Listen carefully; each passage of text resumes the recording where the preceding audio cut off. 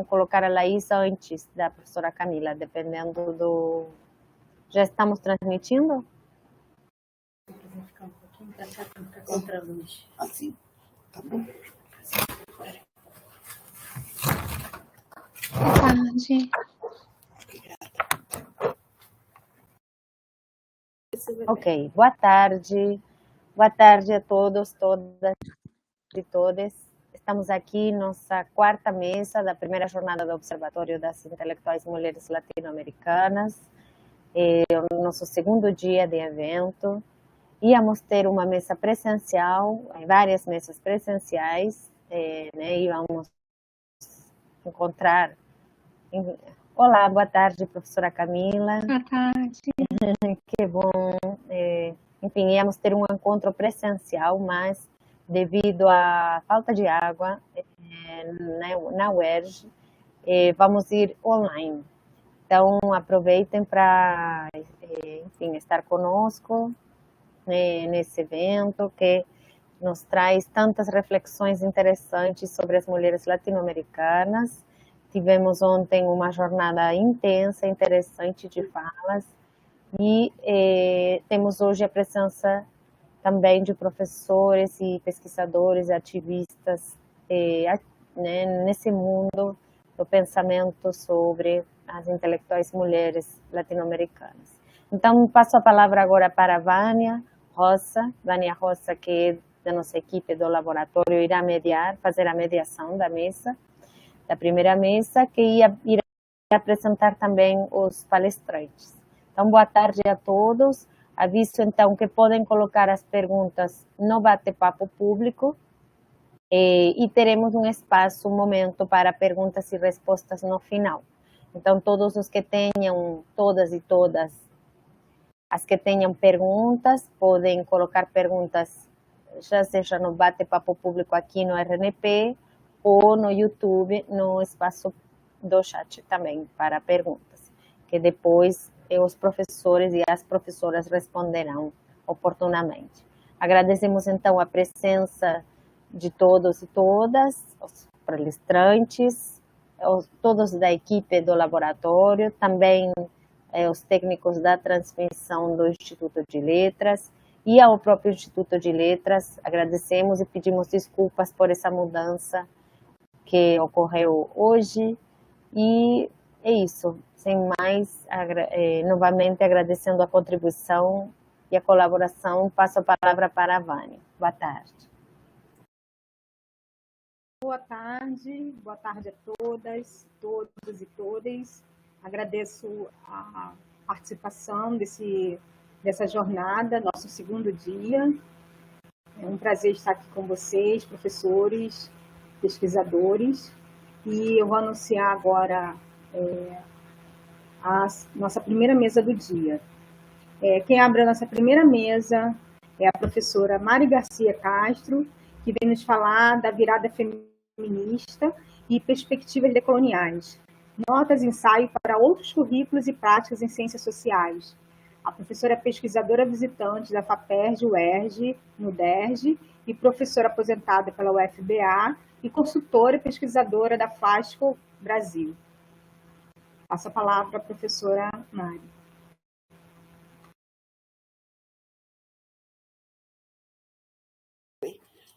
Boa tarde, é um prazer. Primeiro, gostaria de muito agradecer esse convite. A professora Alejandra está aqui fazendo novas amizades, já começou a conhecer a Laís, a Vânia. Assisti ontem às mesas, gostei muito. Bom, eu vou falar, como já anunciou a Vânia, sobre virada feministas e perspectivas decoloniais, com a contribuição feminista decolonial para uma outra universidade, outros currículos e práticas. O original dessa apresentação pode ser consultado, está nos cadernos da Flaxo. Cadernos da Flaxo estão no site da Flaxo e é o caderno número 20, de dezembro de 2022, e o caderno se chama Educação, Gênero e Decolonialidade do Saber, Esperançando Outros Tempos, quer dizer, lembrando o nosso Paulo Freire. A intenção do trabalho é revisitar de forma panorâmica autoras do campo feminista decolonial, que é um campo diverso, que não é necessariamente consensual, com o sentido de destacar construtos que podem colaborar para outros currículos e práticas acadêmicas, em especial em ciências sociais. Eu venho da sociologia, trabalho com sociologia, literatura, antropologia, um pouco de filosofia. O debate decolonial é principalmente transdisciplinar. Acesso também a alguns autores do chamado Grupo Modernidade e Colonialidade, MC, como Lander e Grossfogel, por seus explícitos interesses em decolonizar a universidade e por conhecimentos pluriversais. Já em sessão específica, eu pretendo revisitar algumas observações e reflexões de Rita Segato, que é uma das autoras decoloniais contemporâneas, muito conhecida. Em especial, ela tem um sugestivo trabalho intitulado Brechas Decoloniais para uma Universidade Nuestra Americana. Bom, essa é a intenção, como diria o poeta. Agora vamos ao gesto, né? Algumas ideias básicas. De repente, se tornou modismo falar em decolonialidade. De fato, há simplificações de um movimento que é bastante complexo, que começou com o grupo Modernidade e Colonialidade, nos anos 60, em busca de conhecimentos gestados no Sul, conhecimentos do Sul. Decolonialidade é um movimento que se afirma não somente por crítica à história colonial das Américas, é contar uma nova história, onde raça é um dos construtos básicos, e suas repercussões hoje dessa história colonial, ou seja, colonialidades, expressões imperialistas, assim como eurocentrismo. Não é jogar fora tudo que vier da Europa ou dos Estados Unidos, mas é passar pelo crivo da cotidianidade, da materialidade, das condições de vida, principalmente das pessoas chamadas nos Estados Unidos pessoas de cor, de raça escura, mestiças, como chamam nos Estados Unidos, pessoas negras, pessoas indígenas, ou seja, os naturais, os subalternizados. O importante é que o movimento da decolonialidade, além de querer contar uma outra história do que foi a chamada modernidade, de que a modernidade não chegou com a Europa, nem com o iluminismo, mas chegou com a intrusão, termo que usa Rita Segato, a intrusão das Américas, mas que também é um movimento de forma que dá muita ênfase às resistências em movimentos sociais, resistências legais, locais, como as resistências como o feminismo negro, o feminismo popular, quer dizer, resistências que têm raízes. É também um movimento, como diz Rita Segato, que aposta na reexistência. O que é reexistência? É ter projetos de futuro e de enfrentamento das injustiças no presente, mas que pedem acesso ao passado, a experiências de povos como os originais e escravizados. Raça é um construto básico como um construto político. Raça não seria somente melanina, ainda que a raça passe pela cor da pele.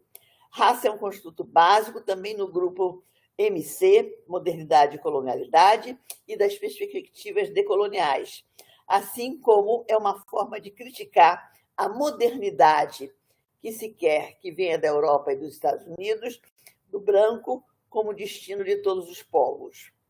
Há um aumento de disciplina em várias universidades brasileiras hoje sobre a produção de autores e autoras africanas. Aliás, eu trabalho muito com essa área. Eu tenho estudos sobre o Yonke, Ifya Madilme e Scholastic, sobre autoras africanas. E tem aumentado muito nas universidades brasileiras, autores e autoras negras, indígenas e latino-americanas originais. assim como o debate sobre a decolonialidade e pós-colonialismo, e a combinação de pontos de vista e gêneros de conhecimento, integrando literatura, filosofia, antropologia e sociologia. Ou seja, isto é uma potência na perspectiva de decolonizar a universidade. Uma das partes básicas da decolonialidade é a crítica à modernidade. Vejamos um pouco a crítica da modernidade que os autores do grupo Modernidade e Colonialidade fazem. A sua ênfase no que Aníbal Quijano chama de colonialidade do poder e outros autores a colonialidade do saber, por outros currículos, outra universidade. A modernidade e colonialidade é um projeto civilizatório que se produz ao calor e se expande com a violência à escala planetária, que gerou a expressão colonial europeia para produzir vida nas zonas do ser e morte prematura nas zonas do não ser, como dizem Aimé Césaire, Frantz Fanon, Grossfockel.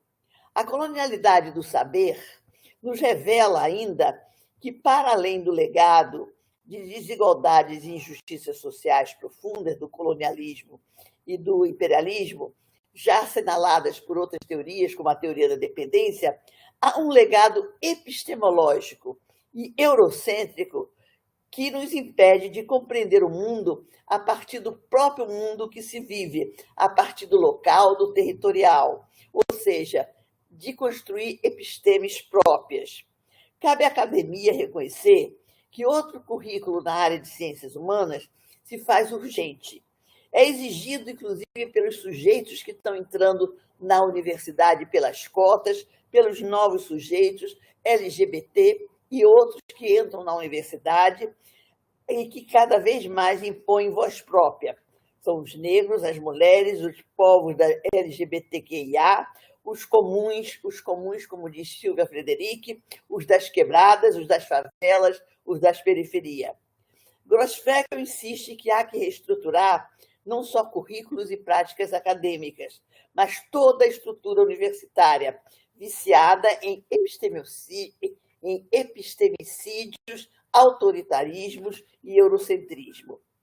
Agora eu vou falar um pouco do construtos de perspectivas feministas decoloniais que se lançam para outros saberes fazeres.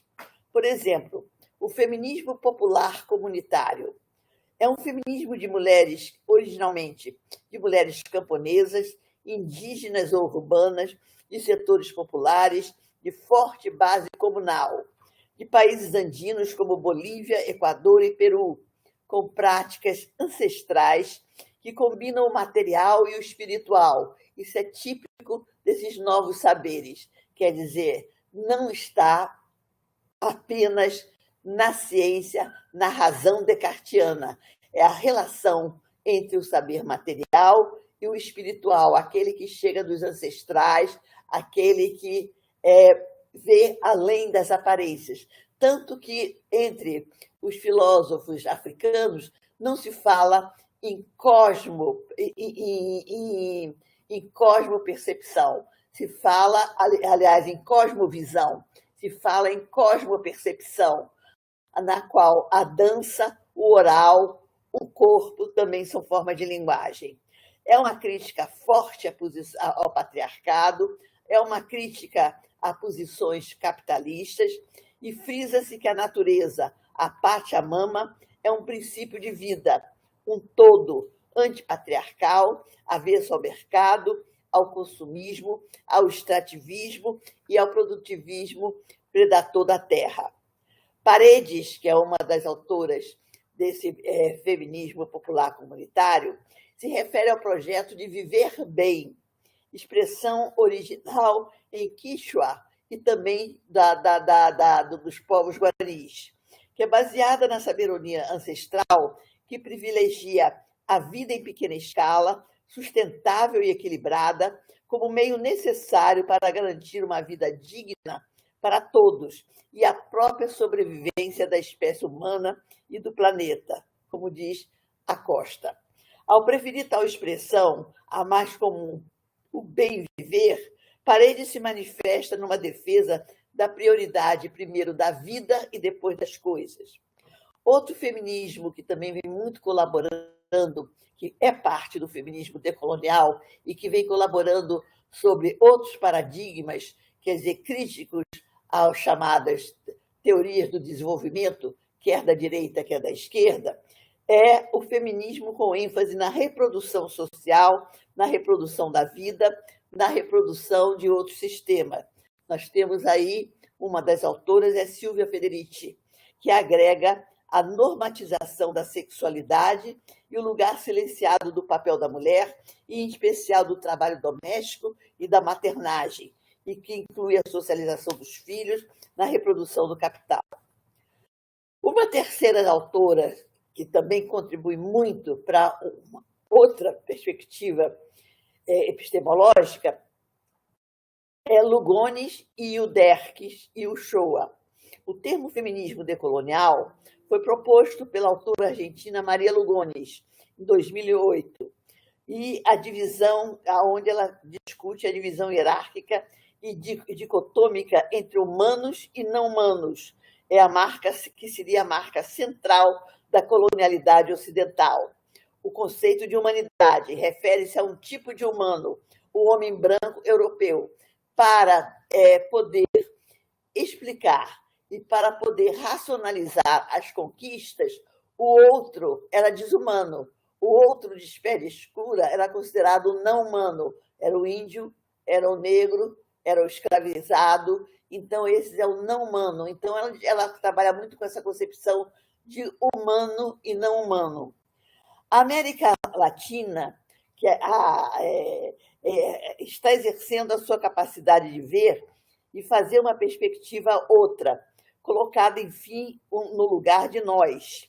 As ideias centrais articuladas de paradigmas feministas decoloniais são a concepção de comunidade e de participação, assim de ênfase do saber popular, a ideia da libertação, reconhecimento do outro como si mesmo e, portanto, do sujeito objeto de investigação como ator social e construtor do conhecimento.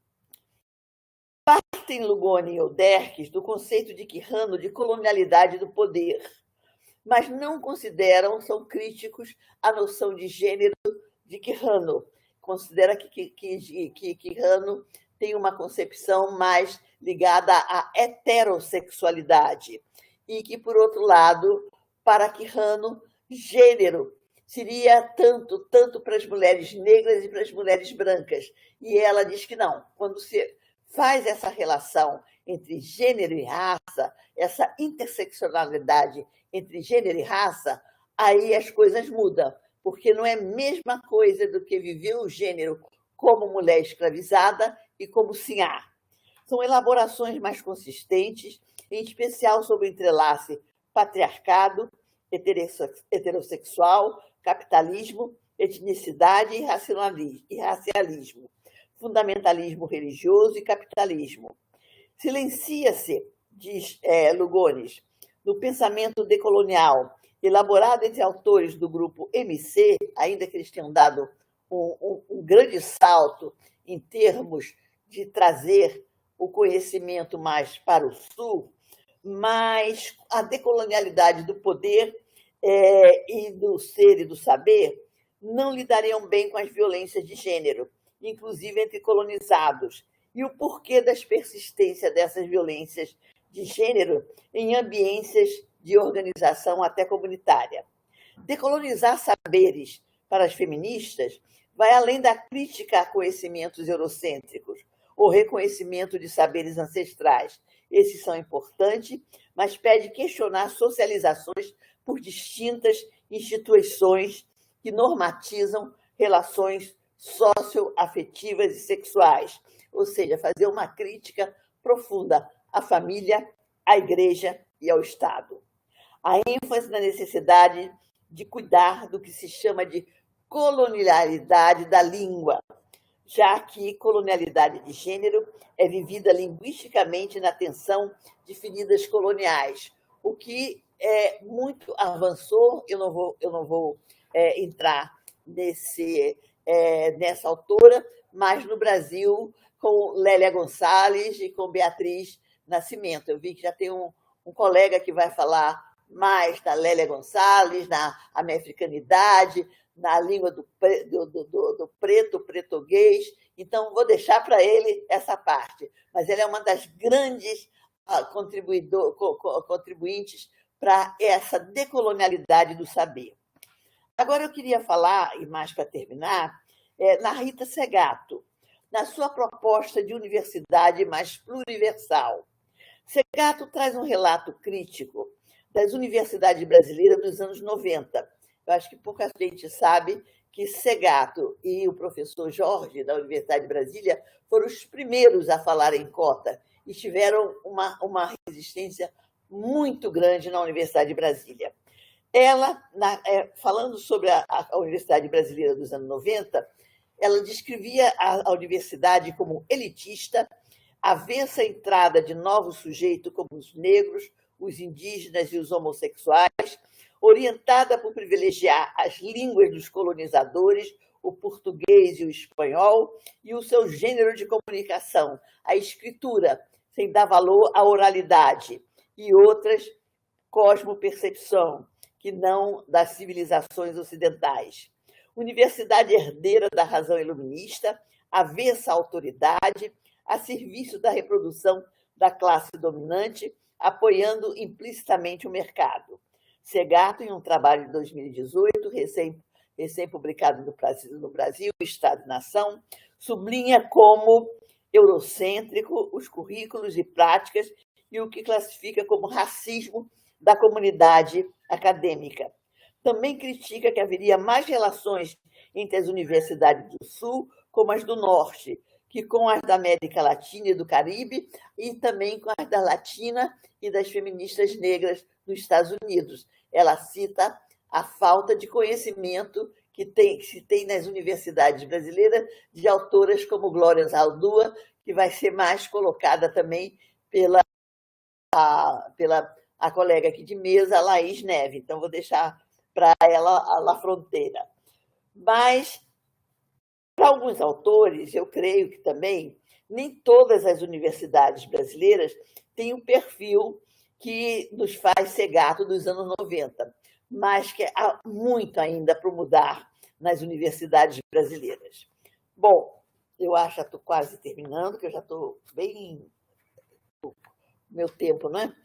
A partir da intensa luta pelas cotas e para desvendar formas acadêmicas assumidas pelo racismo estrutural, Segatto sugere o que chama de 4 brechas decoloniais para uma democratização da educação.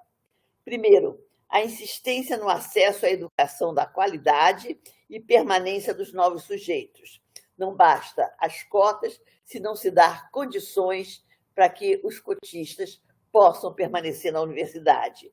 Segundo, ter a educação em direitos humanos como parte indissociável de todos os conteúdos, não só como uma cadeira à parte. Terceiro, a adesão ao pluralismo e ao respeito aos direitos dos membros da comunidade acadêmica com as suas diferenças e práticas institucionais nas escolas e faculdade.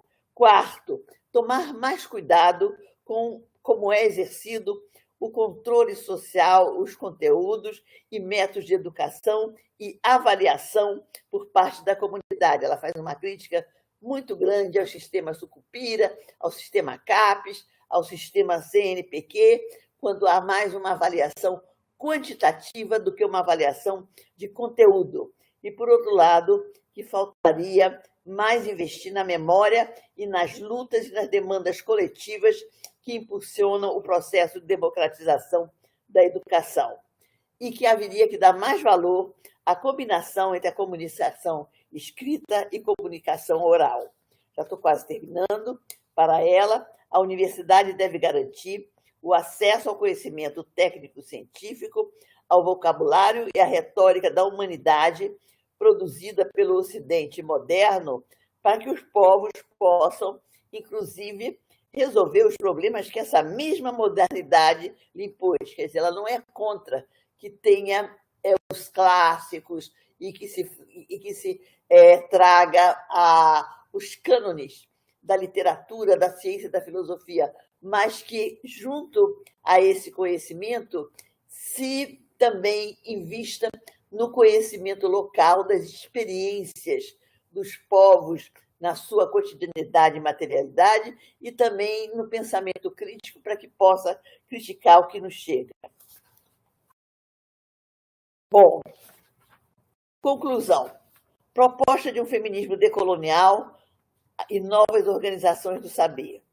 Em princípio, um feminismo decolonial se afinaria com o feminismo negro, com o feminismo indígena, com o feminismo emancipacionista, com o feminismo comunitário, mas seria muito crítico, como coloca outras autoras, como Nancy Fraser e as pessoas que escreveram aquele feminismo para 99%, seria muito crítico do feminismo liberal, que se contenta com direitos. Há que respeitar identidades coletivas, territorializadas, em histórias e corpos subalternizados e em projetos emancipatórios para os iguais. Ao entrelaçar o romance e o conhecimento histórico antropossociológico, a literatura e a sociologia, autoras como da diáspora africana vão além do produzido por autores do chamado núcleo duro do grupo MC, como Quijano, Minolo e Grossfockel, sobre colonialidade do poder.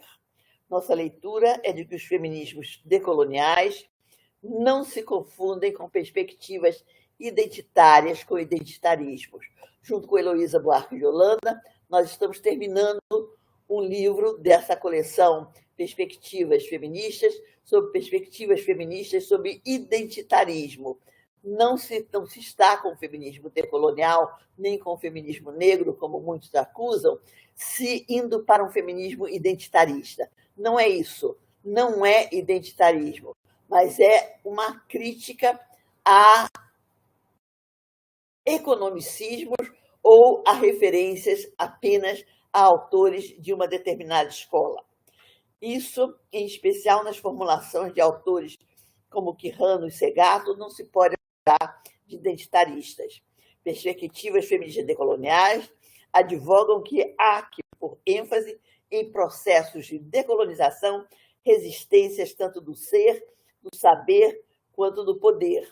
A universidade tem caminhando, por exemplo, eu muito sugiro a vocês que mais queiram conhecer uma prática de decolonialidade do saber, a experiência que tem sido levada na Universidade das Quebradas. A Universidade das Quebradas, que se reúne todas as terças-feiras no MAN e que traz autores dos movimentos sociais, autoras negras, autoras da periferia, para uma produção de outros. É coordenado pela Heloísa Buarque de Holanda e outros autores. Por outro lado, a ênfase nos mestres de saber, ou seja, reconhecer e trazer para dentro da universidade mestres do saber, ou seja, pessoas que sejam de movimentos sociais. Aliás, nós fizemos um grande movimento quando estava na UFRJ, principalmente Suzana Castro e outros, para o título de doutora honoris causa a Carolina de Jesus. E essa semana, estou muito feliz, porque foram 2 anos de luta que, com vários colegas da UFBA, nós conseguimos, e na semana que vem vai ser dado o título de doutora honoris causa a líder que é do MNU e liderança diretora da Federação Nacional das Trabalhadoras Domésticas, Cleusa Oliveira. E a ideia é que elas tenham o título de doutora honoris causa e deem aula na universidade. Chega da universidade ser o único saber, ser o único conhecimento. Muito obrigada. Excelente. Obrigada, professora Mari, muito obrigada por todas as suas contribuições. E agora nós vamos para a apresentação do professor Felipe Fanuel, que vem nos falar sobre a nefricanidade como potência decolonial. É professor, sua formação da UERJ, é professor permanente da área de estudo de literatura no programa de pós-graduação stricto sensu em letras da UERJ, com atuação principal na especialidade de literatura de língua inglesa. É doutora em letras também pela UERJ, com bolsa CAPES, bacharel e licenciada em letras, e com bolsa de iniciação científica CNPq, iniciação à docência da UERJ, doutorando da Dartmouth College dos Estados Unidos, e tem um vasto currículo aqui, professor, assim, me sinto muito honrada em estar participando dessa mesa, anunciando a sua chegada, e eu passo a palavra a você. Muito obrigado, professora Vânia. Boa tarde a todas, todes e todos. É uma alegria estar aqui. Eu cumprimento em especial as minhas colegas de mesa, professora Mari Castro, professora Camila Gomes e professora Laís Neves. Muito obrigado especialmente à professora Alejandra Josjovics. Ainda aprendo a falar o seu nome, Alejandra. Obrigada por tentar, digamos. Já sim, isso é muito. Eu chego lá. Minha colega de UERJ, não é? Eu agradeço especialmente a Alejandra pelo convite para falar neste evento histórico, que é a primeira jornada do Observatório das Intelectuais Mulheres Latino-Americanas. É uma alegria sem igual participar desta mesa como parte das celebrações do Dia Internacional da Mulher Negra Latino-Americana e Caribenha, dia esse que é observado no dia 25 de julho, mas que aqui podemos dizer que se irradia como parte de um mês de celebração da intelectualidade das mulheres negras, né? E depois da fala da professora Mari, que destacou essa tradição intelectual, não é, das mulheres negras, podemos dizer, é até difícil falar depois de uma fala tão rica, não é, tão profunda, podemos dizer que uma das pensadoras mais representativas dessa tradição intelectual foi a antropóloga, professora e política brasileira, doutora Lélia Gonzalez, nascida em 1935 e falecida em 1994, não é? Aliás, agradeço à professora Mari por ter feito menção à relevância da Lélia Gonzalez, sobre a qual falarei aqui. Né? Com formação nas áreas de História, Geografia e Filosofia pela UERJ, na época em que a nossa universidade se chamava Universidade do Estado da Guanabara, não é? Mestrado em Comunicação Social pela UFRJ e doutorado em Antropologia Política pela USP, Lélia Gonzalez foi uma pioneira da presença de pessoas negras na academia. Em uma época em que não havia muitos afrodescendentes nas universidades, Gonzalez dedicou uma parte importante de sua energia intelectual à reflexão crítica, explorando questões de raça, gênero e classe no Brasil. Como uma das poucas professoras universitárias negras de sua geração, ela foi docente de importantes instituições públicas e privadas, incluindo a UERJ e a PUC-Rio, onde ocupou o posto de diretora do Departamento de Sociologia e Política, tendo também organizado um dos primeiros cursos sobre culturas africanas no país e participado da fundação do Instituto de Pesquisas das Culturas Negras do Rio de Janeiro. Antes de Kimberlé Crenshaw cunhar o termo interseccionalidade no artigo de 1989, que essa teórica estadunidense intitulou Demarginalizing the Intersection of Race and Sex, Lélia Gonzalez já escrevia ensaios originais há anos, analisando criticamente as intersecções dos variados sistemas de opressão que afetam as mulheres negras, como é o caso do ensaio de Gonzalez intitulado Racismo e Sexismo na Cultura Brasileira, de 1984, ou de trabalhos da década de 1970, que destacavam o que ela classificava como, abro aspas, processo de tríplice discriminação, fecha aspas, de raça, classe e sexo, os quais foram apresentados em eventos nos Estados Unidos, incluindo o Congresso da Latin American Studies Association, a LASA, de 1979.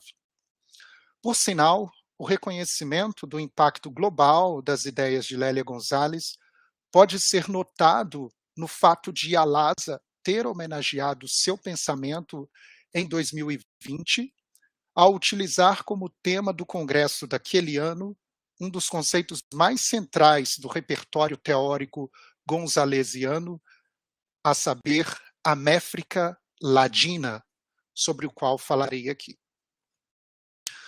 Antes disso, eu gostaria de destacar também a relevância do trabalho de Lélia Gonzalez como ativista antirracista, né? Aliás, esse termo antirracista parece um termo bem contemporâneo, mas trata-se de um termo que a Lélia utilizou bastante, não é, nos seus escritos. Lélia Gonzalez participou da fundação do Movimento Negro Unificado, MNU, do Nzinga, Coletivo de Mulheres Negras, e também do Olodum, sendo também assessora do grupo, de outro grupo afrocarnavalesco, o Ilê Aie. Além disso, Gonzalez fez parte do Conselho Nacional dos Direitos da Mulher, cuja missão era formular políticas públicas voltadas para as demandas do movimento feminista. Ela acreditava na mobilização política, tendo se candidatado a deputada federal pelo Partido dos Trabalhadores e a deputada estadual pelo PDT, ficando como suplente em ambas as vezes. Durante a Assembleia Nacional Constituinte, Gonzalez contribuiu para a elaboração de propostas em colaboração com deputados negros, incluindo a parceria, não é, com a única deputada negra eleita na ocasião, a Benedita da Silva. Né? Gonzalez também proferiu um importante discurso na Constituinte, chamando a atenção para a importância da questão racial no Brasil.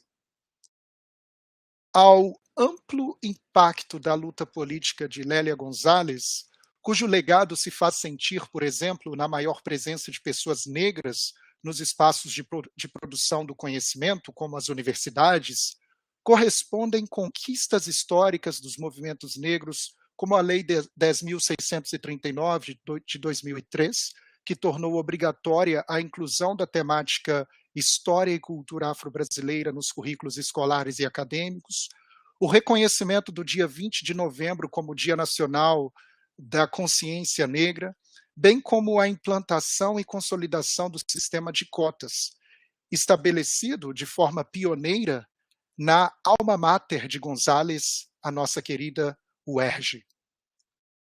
Portanto, podemos dizer que Lélia Gonzalez produziu o que a estudiosa de intelectuais negras Carol Boyce Davis caracteriza como, aspas, discursos transformacionais, ou seja, e eu a cito, discursos que ao mesmo tempo desafiam e recriam, que procuram recomeçar em bases diferentes e mais humanas, que combinam trabalho intelectual com ativismo e criatividade. Fim de citação.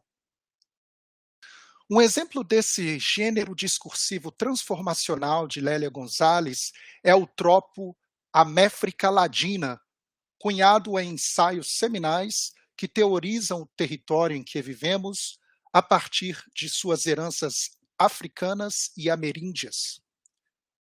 Essa inovação criativa e conceitual africaniza a compreensão das Américas, articulada como Améfrica, que é ladina, adjetivo utilizado no Brasil para se referir a africanos e indígenas que os europeus entendiam como aculturados, mas, ironicamente, o mesmo adjetivo denota astúcia e esperteza, não é?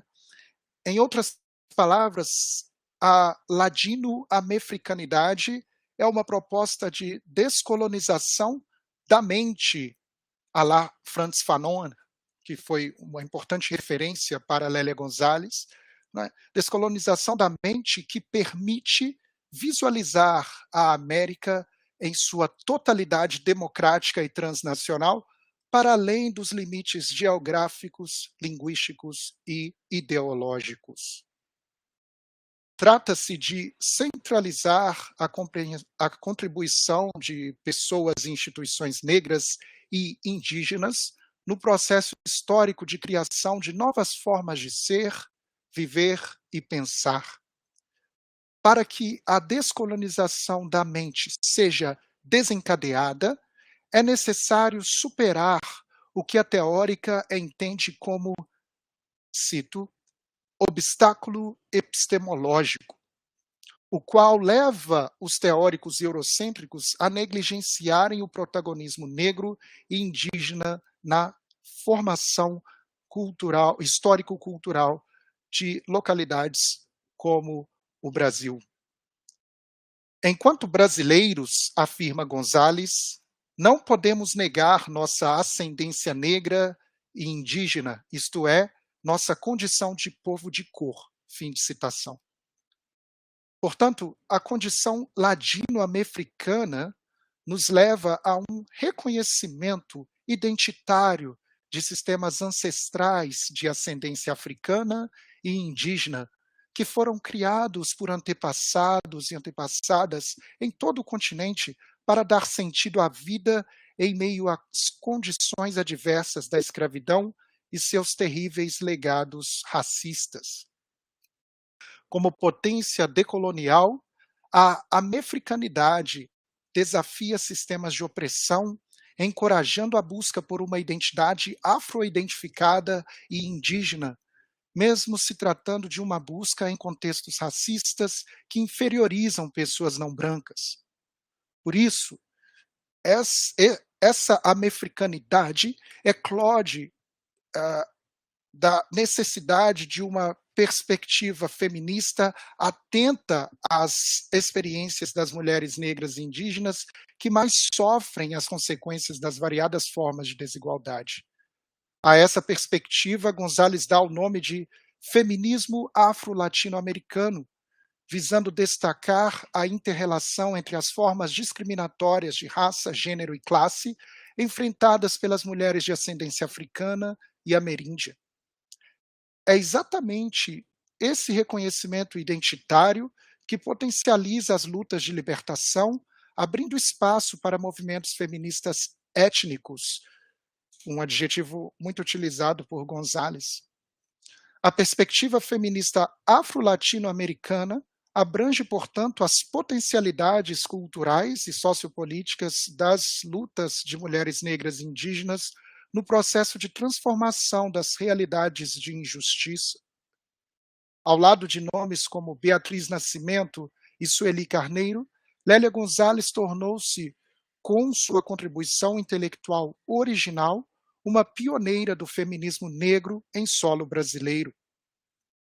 Precisamos também reconhecer a legitimidade de Lélia Gonzalez como uma das pioneiras globais do conceito de interseccionalidade, apesar de ela não ter cunhado o termo, pois, como afirmam Flávia Rios e Alex Hatz no artigo A Perspectiva Interseccional de Lélia Gonzalez, de 2016, cito, a articulação entre raça, classe e gênero está no centro do pensamento de Lélia Gonzalez, fim de citação.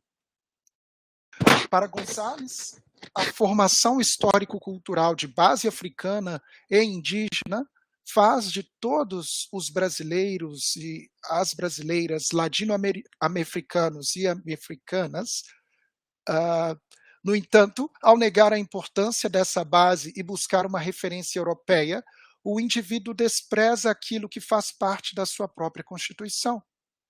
O racismo eclode como degeneração, no sentido freudiano, da ladino-americanidade, resultando na violência contra as pessoas que representam o fundamento não branco da sociedade brasileira.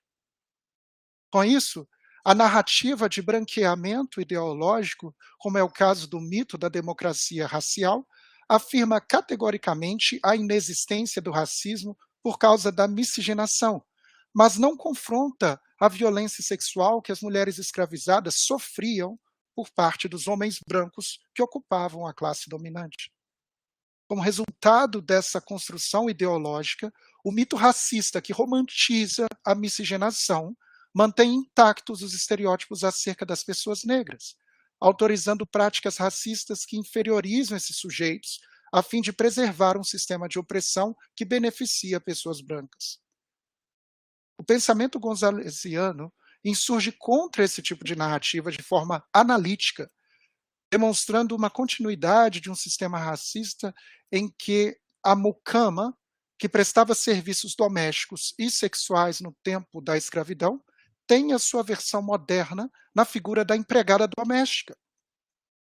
Gonzalez afirma, cito, acontece que a mucama permitida, a empregada doméstica, só faz cutucar a culpabilidade branca porque ela continua sendo a mucama com todas as letras. Por isso, ela é violentada e concretamente reprimida. Fim de citação. Um outro ponto a ser considerado é que a americanidade é também uma potência linguística, como se observa no português falado no Brasil. Gonzalez chama de pretuguês as marcas de africanização dos falares brasileiros, isso falares brasileiros no geral, não apenas falares que são identificados como étnicos, como é o caso, por exemplo, do seu aspecto tonal e rítmico e da ausência de consoantes como L ou R. A linguista Ieda Pessoa de Castro revela outros aspectos da influência africana no português brasileiro, como a pronúncia rica em vogais, esse é o caso de ritmo, advogado, não é? A sintaxe sem a marca do plural no sintagma nominal, por exemplo, os menino, as amiga, não é? Ou seja, sem essa marca de número. A dupla negação, como não sei não, não aceito não. O uso da próclise, preferencialmente, como eu te disse, me liga. E a presença de milhares de vocábulos de origem africana, tais como cafofo, fubá, matuto e milhares de outros, né? Como revela o novo dicionário Banto do Brasil, de Ney Lopes. O fato de esse português africanizado ser predominante no Brasil, sendo observado inclusive no uso familiar da língua portuguesa por parte das classes dominantes, reforça a tese de Gonzalez acerca da potência subversiva da americanidade. Não é? Portanto, o escopo das teorias seminais de Gonzalez sobre gênero, cultura e raça inclui conceitos-chave como feminismo, afro-latino-americano, americanidade e português. Conforme reconhecido por Gabriel Nascimento, um linguista, as conceitualizações teóricas de Gonzalez sobre os legados da escravidão, cito, deu rumos diferentes aos estudos da negritude, fim de citação. Especialmente quando a teórica defendeu a centralidade da herança africana para as identidades latino-americanas e brasileiras. Argumentando que o Brasil e a América Latina são territórios africanizados, Gonzalez desconstrói o essencialismo e o racismo e traduz suas críticas de raça, gênero e classe por meio de uma teoria decolonial crítica. Influenciada por teóricos e teóricas do Brasil, África, Europa, Estados Unidos, América Latina e Caribe, Lélia Gonzalez, em seu pensamento, formula seu pensamento derivado de leituras criativas e críticas de figuras-chave da sociologia, feminismo, psicanálise, história, antropologia e política e ciências políticas. Gonzalez demonstrou, pois, a complexidade das conquistas históricas e culturais derivadas da África, bem como a potencialidade teórica dos novos paradigmas críticos negros para romper a romper com as formas epistêmicas de violência. Em 10 de julho de 2024, fará 30 anos que González partiu. Será uma oportunidade de celebrar intensamente o seu legado intelectual que prevalece e se mantém frutífero, abrindo portas para que novas amefricanas possam fazer histórias como donas de si, assim como a voz lírica do poema Não Vou Mais Lavar os Pratos, da mais amefricanas das poetas afro-brasileiras contemporâneas, Cristiane Sobral, com a qual eu gostaria de concluir a minha fala, né? Pedindo licença para ler um pequeno trecho deste poema. Não vou mais lavar os pratos, nem vou limpar as poeiras dos móveis. Sinto muito, comecei a ler. Sendo assim, não lavo mais nada e olho a sujeira no fundo do copo. Sempre chega o momento de sacudir, de investir, de traduzir. Não lavo mais pratos. Li a assinatura da minha lei áurea, escrita em negro maiúsculo, em letras tamanho 18, espaço duplo. Aboli. Não lavo mais os pratos. Quero travessas de prata, cozinhas de luxo e joias de ouro. Legítimas. Está decretada a lei áurea. Muito obrigado.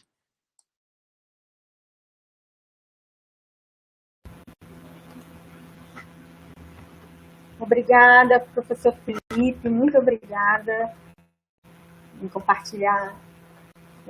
Eu me sinto muito honrada, porque ontem também eu falei sobre Lélia, e é muito bom essa representatividade nesse espaço de saber. Né? Eu sou pesquisadora do Observatório. E eu gostaria de convidar agora a professora Camila de Magalhães Gomes, que vem falar, compartilhar conosco seu conhecimento sobre decolonialidade e performatividade para uma leitura articulada de gênero e raça.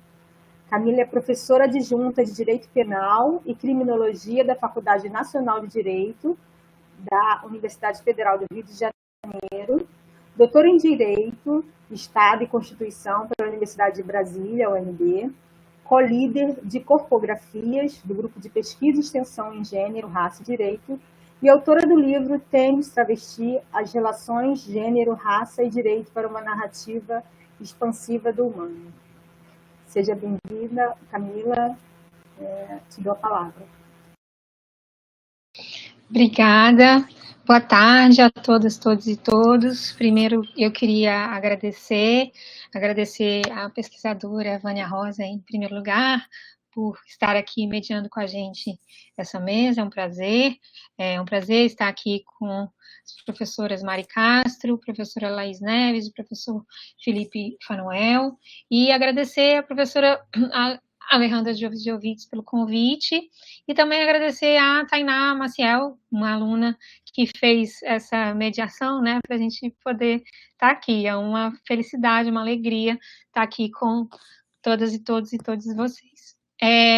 Como Vânia disse, eu sou da área do direito, né, e eu vou trazer aqui algumas considerações que não são do direito, não tem nada a ver com direito, então, assim, são algumas aventuras minhas por essa literatura da decolonialidade e da performatividade, e o original disso que eu vou trazer aqui está tanto no livro que você referenciou, né, Vânia, e também num texto, num artigo intitulado Gênero como Categoria de Análise Decolonial, que foi publicado na revista Civitas em 2018, se eu não me engano.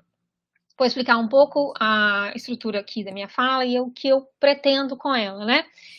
Quando, então, pensando sobre matemática, né, nessa mesa e, claro, né, pensando no contexto geral também, né, de estar nessa primeira jornada do Observatório das Intelectuais Mulheres Latino-Americanas, que me faz, claro, muito honrada e muito feliz, e numa mesa sobre intelectuais mulheres e decolonialidade na América Latina, eu pensei um pouco de falar sobre Maria Lugones. mas talvez mais do que falar sobre a obra de Maria Lugones, pensar no que, na sua proposta, em algumas das suas propostas, e como eu me apropriei dessas propostas e li essas propostas, né?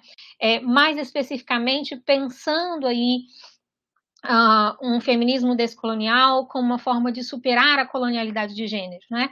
Como ela propôs. Então, eu penso aqui alguns textos como Rumo a um Feminismo Decolonial, Colonialidade e Gênero, Multiculturalismo Radical e Feminismos de Mulheres de Cor, entre outros textos em espanhol, inglês ou português da autora. E a partir dessa proposta de pensar o feminismo decolonial, né, como essa superação da colonialidade do gênero, e especialmente, né, o que ela chama de colonialidade de gênero, como essa análise da opressão de gênero racializada capitalista, né, a partir de algumas conexões teóricas, especialmente a conexão teórica com a teoria da performatividade de gênero.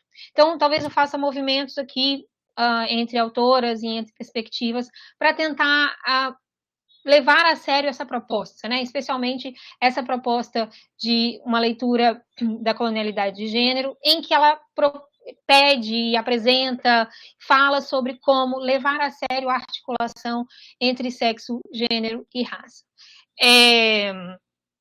Fico muito feliz de falar depois da professora Mari Garcia e do professor Felipe Fanuel, mas ao mesmo tempo, né, é difícil, foram falas muito profundas, né? Então, espero poder conectar também com questões que já foram aqui trazidas. Bom, então eu vou retomar um pouco do que a professora Mari disse sobre essa perspectiva de Maria Lugones, quando, né, ela coloca que a dicotomia fundante da modernidade e da colonialidade é a dicotomia entre humanos e não humanos, né? Essa que vai determinar a colonialidade do poder, do saber, do ser e do gênero, que vai determinar as relações entre sujeitos e instituições, entre países, né? Então, todas as formas de relação nesse contexto da colonial modernidade, né? Nessa dicotomia fundante de humanos e não humanos, ou essa dicotomia fundante de humanos e não humanos, é preenchida especialmente aí a partir da perspectiva de Lugones, que então vai se diferir de outras perspectivas da literatura decolonial, com a articulação entre sexo, gênero e raça. É conhecido de muitos, né? O texto, especialmente as passagens do texto de Rumo ao Feminismo Descolonial, em que Lugones vai tomar o discurso de Sojourner Truth, né? E eu não sou uma mulher, dizendo a resposta do colonizador à pergunta de Sojourner, e eu não sou uma mulher, é não. E em que perspectiva ela toma isso, né? Que nessa distribuição de humanidade entre humanos e não humanos, a raça generificada, o gênero é racializado, no sentido de que só então possui gênero aquele que possui a característica do humano, e aquele que não o possui não é generificado, sendo, portanto, tão somente sexuado, um corpo sexuado. E, claro, a marcação dessa diferença e dessa dicotomia entre corpos sexuados e corpos generificados está na raça. O que funda essa divisão entre corpos sexuados e corpos generificados é a raça, como trouxe a fala da professora Mari Castro. Então, nesse contexto, né, da apresentação e da forma de pensar de Maria Lugones, levar a sério essa conexão sexo, gênero e raça significa, entre outras coisas, uma postura metodológica, por exemplo, né, de como olhamos e como observamos a realidade e analisamos a realidade.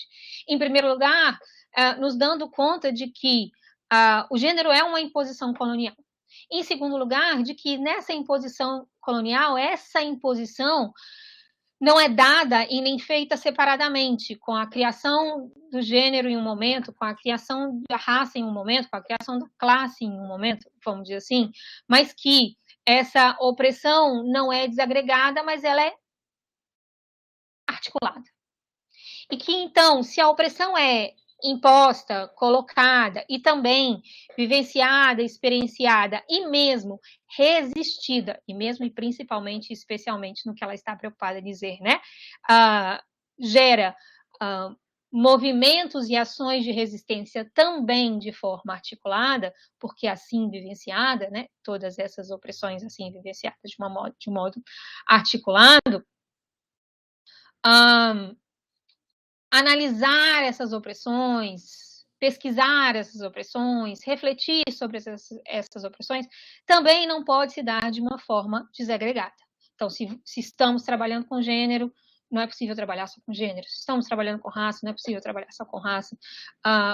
Porque isso também é desagregar a própria resistência.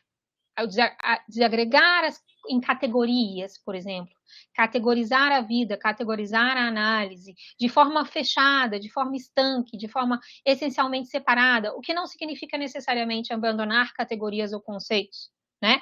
Mas tomá-las dessa forma, aberta, articulada, né? Desagregá-las pode implicar desagregar a própria resistência. Né?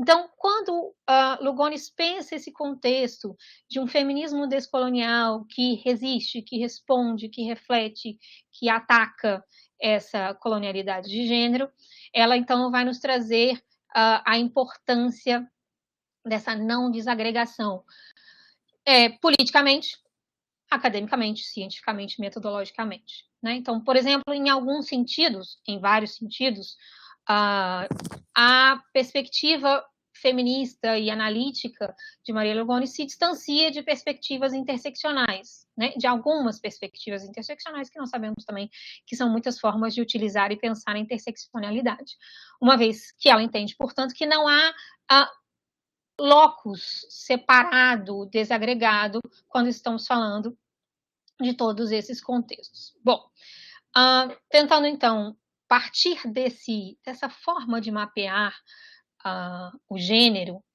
e a colonialidade do gênero, entendendo então que necessariamente ela é, no mínimo, porque a gente pode falar em diversas articulações, uma articulação de sexo, gênero e raça, mas aí eu posso ampliar também uma articulação de corpo, sexo, gênero e raça, e também de corpo, sexo, gênero, raça e classe, é que tomando especialmente, né, a princípio, quando eu comecei a fazer essas articulações, foi tomando o texto Rumo ao Feminismo Descolonial como ponto de partida, mas depois, né, agregando esses outros textos também, mas principalmente com essa resposta que ela dá, né, esse ponto que ela dá sobre E Eu Não Sou Uma Mulher, é que me voltei para uma outra literatura, que é, então, a literatura sobre os atos de fala performativo da Judith Butler, sobre, então, a performatividade do gênero.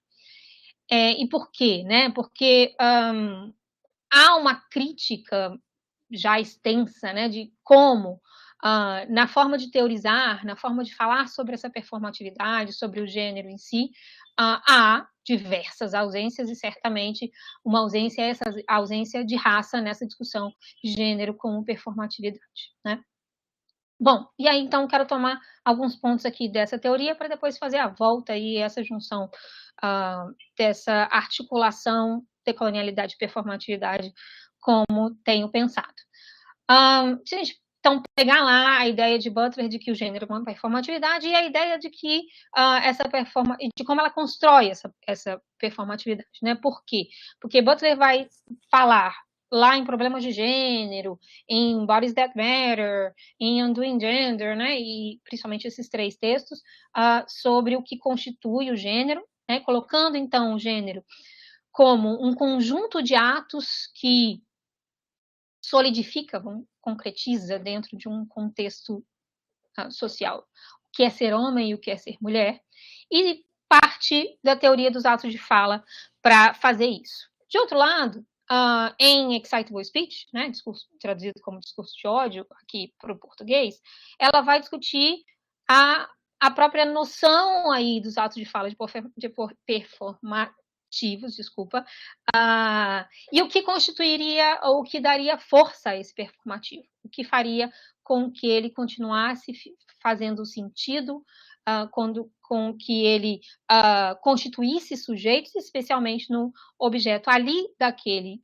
texto, do contexto do discurso de ódio, né? Da palavra injuriosa, da constituição do sujeito a partir da interpelação agressiva, violenta, injuriosa, etc, etc, etc.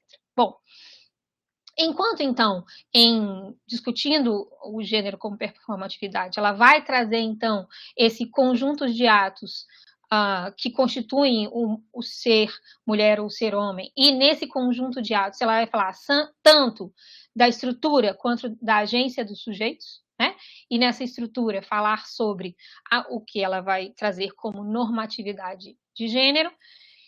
Em Excitable Speech, ela vai tentar responder algumas perguntas, e uma delas, por exemplo, ela pega 3 exemplos sobre discurso de ódio. Um exemplo é o exemplo de uma discussão jurisprudencial norte-americana de considerar ou não como injuriosa a queima de uma cruz na frente de uma casa de uma família negra. A segunda, a discussão de Catherine McKinnon sobre a pornografia como discurso de ódio. E a terceira, a discussão sobre a política Don't Ask, Don't Tell das Forças Armadas Americanas sobre homossexualidade.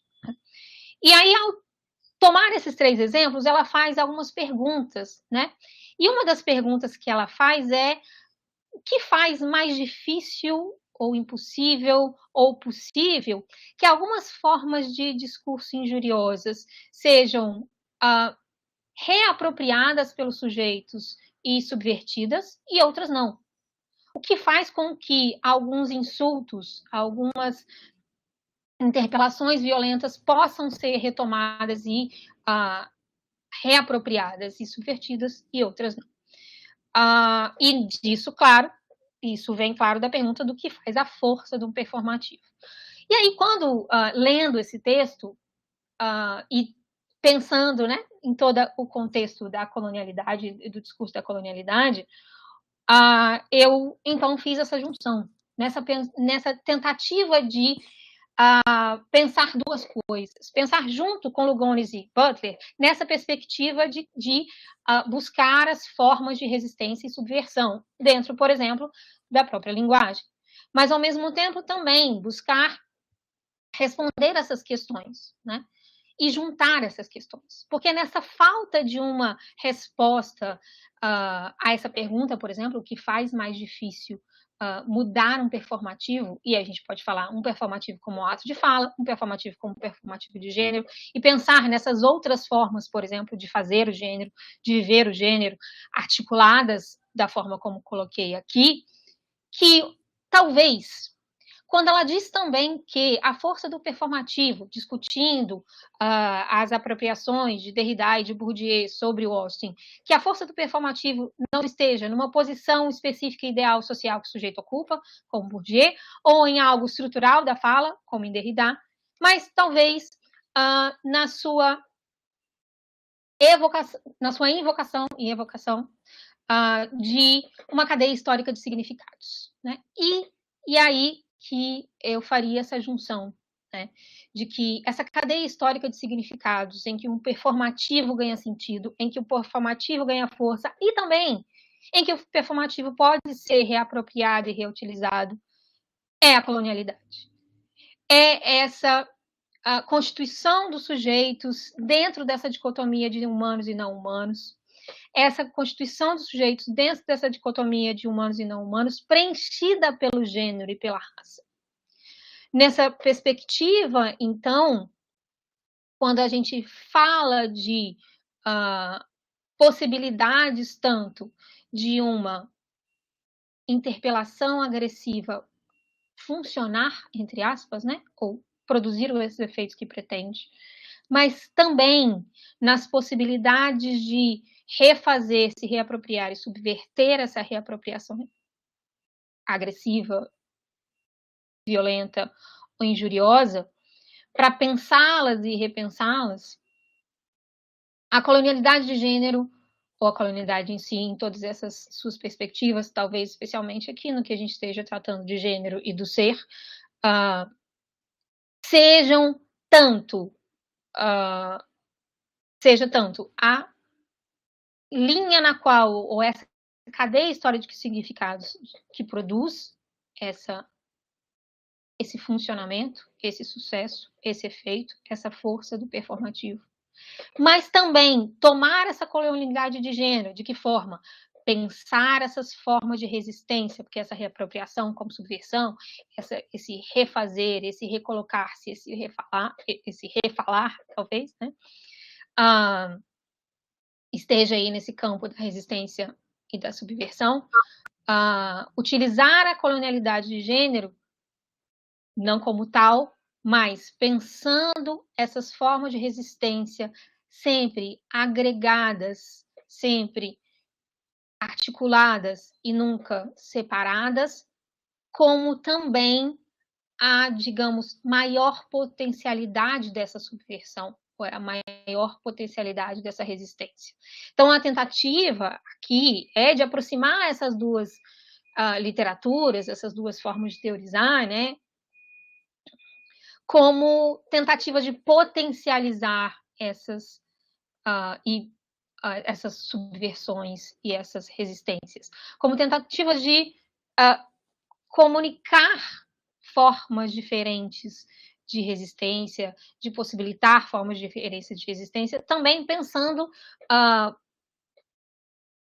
multiplicando as nossas leituras, né? Então, esse encontro, talvez, entre performatividade e decolonialidade, e até colocar aqui, né, como meu propósito, quando fui fazer isso, era para pensar formas pluriversais e múltiplas de pensar o humano no direito, na filosofia jurídica, especialmente na filosofia constitucional.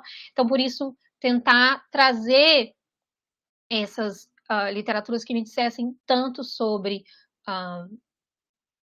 resistência como subversão, tanto sobre gênero quanto sobre raça, e que pudesse promover essa agregação e essa articulação das categorias, pensando sempre, voltando lá no início, em metodologias e formas de teorizar que não utilizem de categorias fechadas, separadas, mas que potencialize essa abertura, tanto essa abertura de métodos, quanto de perguntas, quanto de formas de ver o mundo e como de forma de entrar o mundo, né? Mas também que abra para a resistência e a subversão, no meu caso, né, na leitura sobre o direito e sobre a filosofia jurídica. Então, foi mais ou menos essa a articulação e essa contribuição, e agradeço. Obrigada, professora Camila, muito agradecida por sua rica contribuição. E agora a gente vai para a última apresentação da mesa, que é a professora Laís Neves. Ela veio falar sobre Glória Azanduia Yo, La Consciência de la Mestiza. Laís é professora substituta de espanhol no Instituto de Letras da UERJ e doutoranda em literatura hispânica da UFRJ, onde pesquisa sobre os mundos femininos e as práticas editoriais de mulheres que escrevem e publicam livros com capa de papelão. Nasceu no Pará e migrou para o Rio de Janeiro aos 4 anos de idade e, desde o mestrado, vem pensando as poéticas do deslocamento, o corpo arraigado e a errância como locus de produção de sabedoria e os processos de autorização de subjetividade silenciados. Muito obrigada, professora Laís. Eu lhe concedo a fala. Obrigada, Vânia. Boa tarde aos participantes. Me sinto muito honrada de fazer parte dessa mesa. É um evento assim, muito histórico para a UERJ e estar pisando aqui no Departamento de Espanhol durante esse período político, principalmente, me torna quem eu sou hoje. Então, agradeço a professora Alejandra. Tenho muitos colegas aqui nessa casa para conhecer e esses encontros deveriam acontecer mais vezes, porque são de fato quando a gente se conecta, né? O professor Felipe, por exemplo, é daqui da UERJ, eu até hoje não tinha topado. Então, é maravilhoso quando esses eventos confluem, né? Quando todos povoamos a mesma linha, a mesma fronteira, né? E eu aleatoriamente, mas nem tanto, porque agora me dou conta que nem tanto, eu escolhi a teórica Glória Ansaldúa, e estava super perdida em como eu deveria trazê-la, né? Qual o recorte que eu daria, considerando que é uma pessoa muito complexa, né? Um personagem muito complexo. E por isso que eu me coloquei nessa fala como o meu Joe também, né? Como a minha presença situada, tentando mais ou menos articular esse emaranhado de profusão de vozes que é a Glória Ansaldúa, que é uma ticana, né? Ela nasce no Texas, mas a referência dela quando a gente diz ticana, ser uma ticana, é ser essa pessoa que habita a fronteira, né, do México dos Estados Unidos. Então, ela é essa pessoa que nasce nos Estados Unidos, mas que quando olha a sua ascendência, quando olha suas referências, né, enfim, históricas, familiares, ela carrega em las espaldas o povo mexicano, né? Então, e ao mesmo tempo tem que manejar, tem que se articular entre uma cultura e outra, né? Então, todas essas palavras que a gente escuta, né, de biculturalismo, bilinguismo, hibridismo, enfim, todas essas palavras que são motivadoras, input, né, para a gente pensar a fronteira, eu acho que é uma boa síntese trazer a Glória Ansaldúa agora finalizando essa mesa, né? Porque eu estava me sentindo realmente muito angustiada com tanta carga, com tanta bagagem que essa teórica emana, né? Então, foi ótimo, foi muito bom encontrar a professora Mari e ela situar tudo isso que estava muito solto, né? Como, enfim, é uma personificação, uma síntese muito que vem a calhar, né, para finalizar essa fala. Então, eu começo com a leitura dessa tradução feita por Tatiana Nascimento, que é bom, ela tem uma editora APAD, editora. Ela escreve também pensando esse contexto da fronteira, né? Pensando todas essas falas que conectam mundos, conectam sentidos, conectam saberes aparentemente desconexos, né? Ou que foram representados de forma desconecta, quando na verdade não são, né? Então,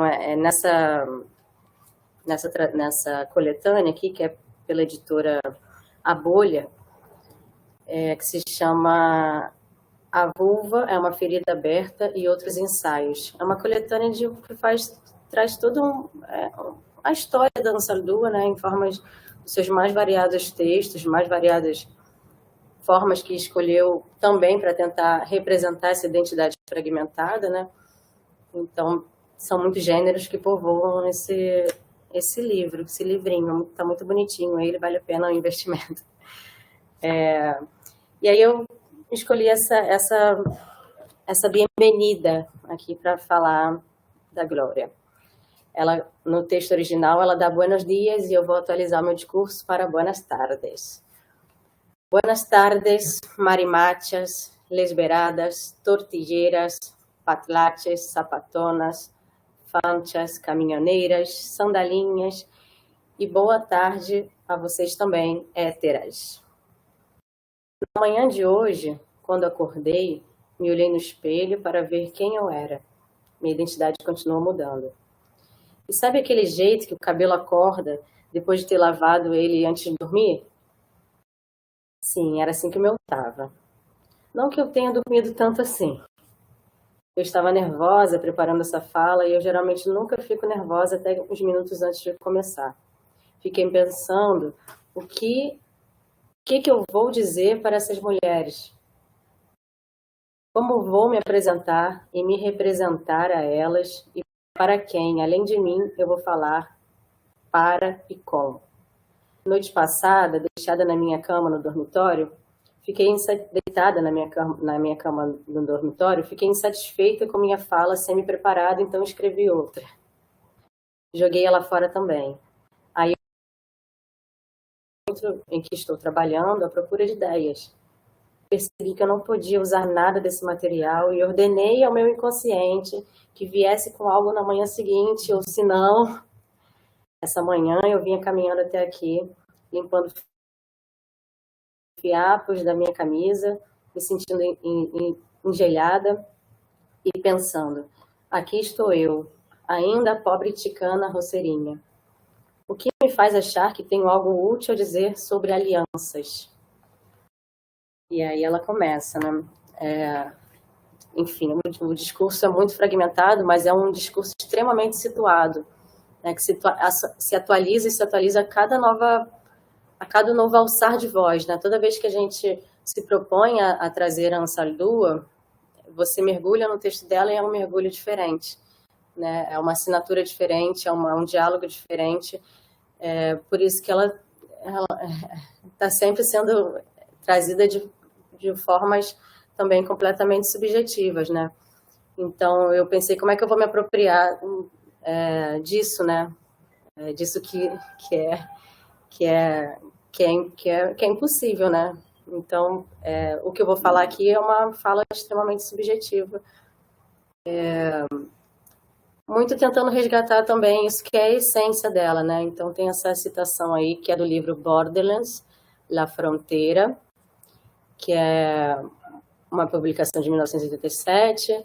É um livro muito rodado, né? Todo mundo que se propõe a estudar a Glória traz essa referência. Ele é muito citado, enfim, em muitas áreas do conhecimento, não só da literatura, não só dos estudos decoloniais, de crítica literária. É muito... Ele está, assim, que nem esse mar aí, né? Ele circula de forma muito livre, né? E tem essa citação. La rigidez significa la muerte. Solo manteniéndose flexible puede la mestiza expandir la psique horizontal y verticalmente. Ella debe moverse continuamente, alejándose de las formaciones habituales, del pensamiento convergente, del razonamiento analítico que tiende a usar la racionalidad para avanzar hacia un objeto único, un modo occidental. La nueva mestiza aborda esto desarrollando la tolerancia a las contradicciones, la tolerancia hacia la ambigüedad. Então, ela é essa pessoa que suporta e comporta, que suporta paradoxos, né? É extremamente difícil você realizar esse processo de integração, né?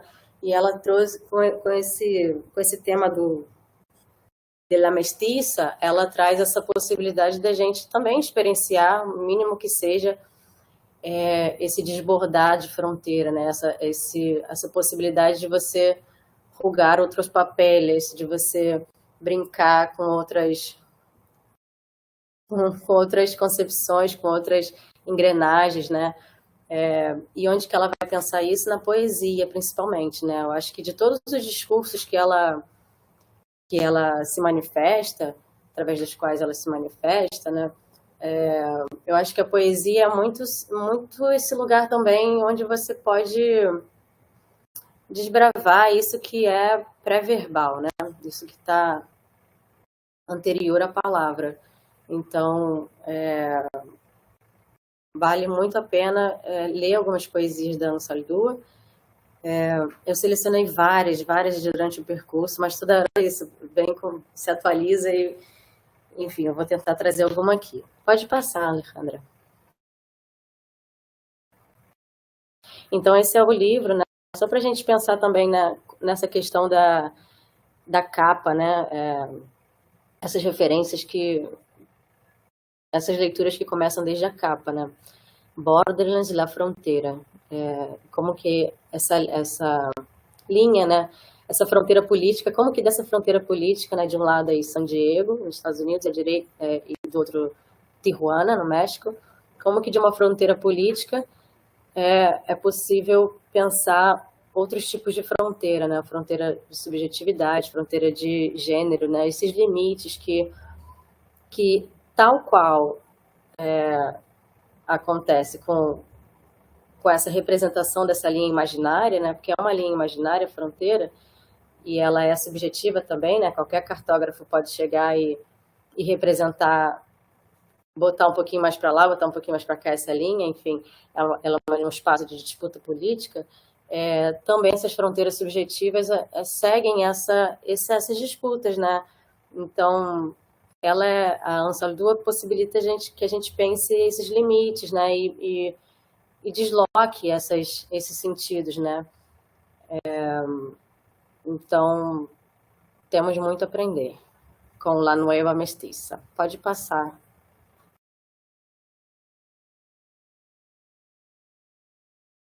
Então, como eu fiquei pensando também na quantidade, assim, tem muita repetição também, né? Tem muito lugar comum de colocar a Gloria Ansaldúa como essa mulher, essa teórica dos feminismos da diferença, né?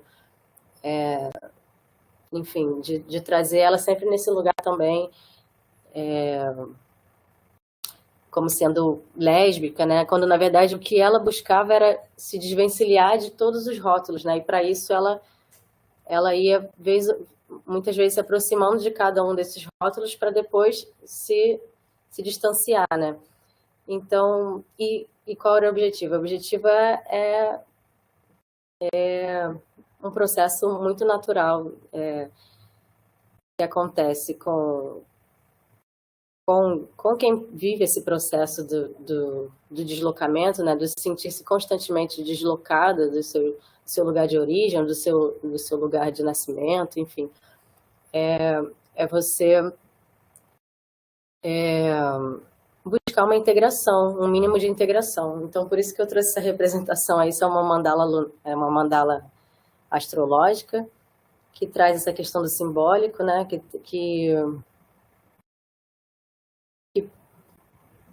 por mais que a gente não entenda todos os sentidos, eu vou até transitar por alguns aqui para tentar minimamente referenciar alguns símbolos, né?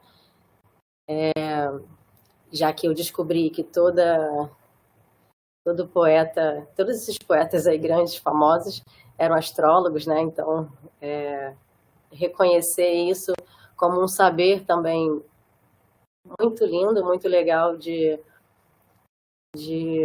conciliar os sentidos, né? Então, tem essa mandala aí, ela é uma pessoa de Libra, o solzinho está aqui, ela é uma pessoa de Libra, o sol está em Libra em conjunção com Marte, em conjunção com Netuno. Para onde ela estava se orientando? Esse nodo norte dela aqui, ela estava se orientando, ficava ali entre a fronteira, entre o social, o político, o trabalho, e entre as universidades, né? O universo, esses espaços onde a gente transcende, né? Transcende espiritualmente, transcende enquanto pessoa, né? Então, ela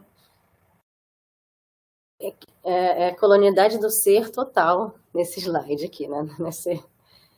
Questionando esses saberes, né? E o sentido da Ansaldúa era se movimentar para esse lugar, né? Mas ela também tinha um Quirón e um Plutão na casa 9. Nessa casa das universidades, né? De onde ela se transcendia, era onde ela tinha um Quirón, né? Que é a representação desse eu ferido, que é onde você apresenta uma ferida, mas é também onde você carrega o seu potencial de cura, né? Então, essa doble interpretação. Né? E ela tem um Plutão também, né? Nessa casa, que o Plutão tem essa atividade de implodir, né? Então, de jogar abaixo o que não é verdade, né? O que ele passa e não tem negociação, ele deixa exposto as estruturas daquele sistema, né? Então, são dois símbolos, né? Muito que dão gatilho para muita interpretação de quem é essa personagem nesse lugar em Leão, né? Que é um signo que trabalha o ego, né? Então tinha muito isso de identidade, mas por incrível que pareça, é um lugar que possibilita muita desconstrução, é um lugar disruptivo, né? A Glória Saludua pôde transitar por esses cenários e subvertendo muitas lógicas que estavam ali tradicionais, né? Que foi isso que vocês apresentaram anteriormente, né? Que é de fato subverter a lógica de ensino das universidades, né? E ela fez isso de uma forma muito exposta, né? Não precisava tanto, né, Glória? Mas foi desse jeito, né? Está explicado aí esse Quiron. Claro que são formas que a gente encontra aqui de traduzir essa alma livre, essa alma ticana, né? Por isso que eu escolhi esse recorte muito subjetivo, mas tudo é subjetivo nessa vida, então tá valendo.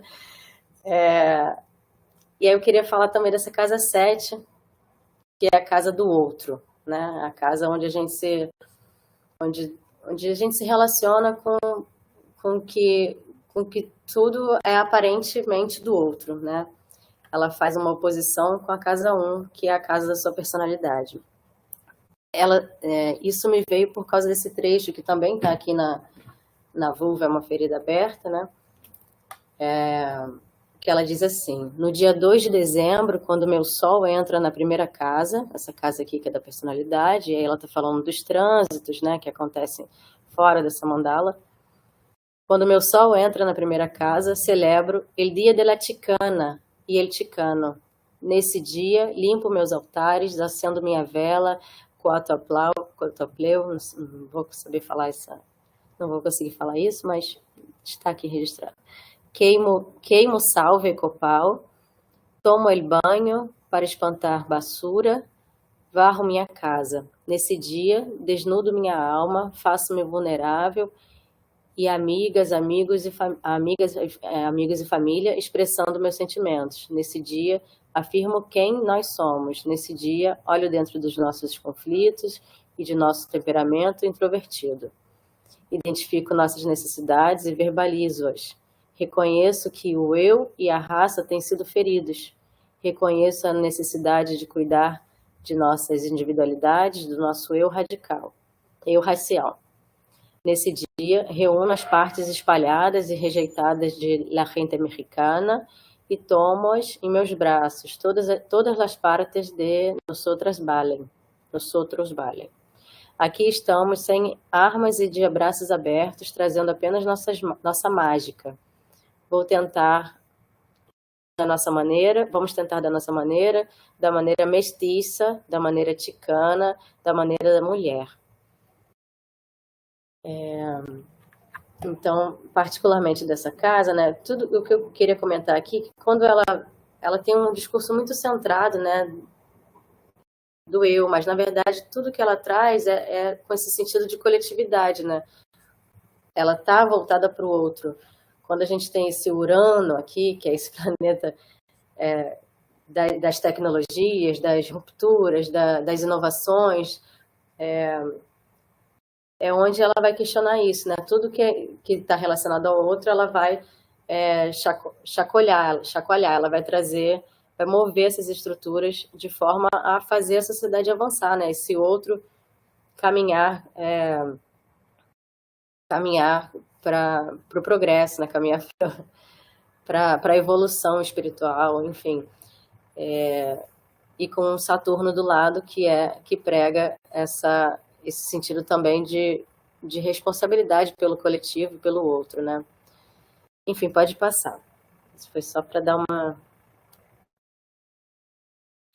Inicia-se assim um processo metaforizado de tomada de consciência, um diálogo com o símbolo ambivalente que não produz apenas imagens, mas proporciona a visão da própria alma.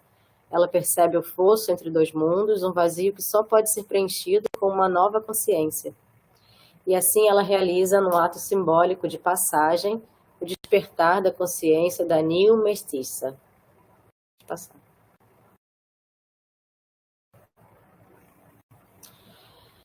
La Faculdade, outros dos dois trechos que eu tirei do Borderlands, La Fronteira, ela vai falar sobre essa faculdade, né? O que é essa faculdade também? Que é La facultad es la capacidad para distinguir en los fenómenos superficiales el significado de realidades más profundas, percibir la estructura profunda bajo la superficie. Es un sentir instantáneo, una percepción rápida a la que se llega sin razonamiento consciente. Se trata de una conciencia aguda mediada por la parte de la psique que no habla, que se comunica mediante símbolos e imágenes que representan los rostros de los sentimientos, es decir, tras las cuales residen o se ocultan los sentimientos. Quien posee esta sensibilidad se encuentra dolorosamente vivo y abierto al mundo. Es probable que quienes son expulsados de la tribu por ser diferentes se vuelvan más sensibles cuando no se les maltrata hasta que dejan de sentir.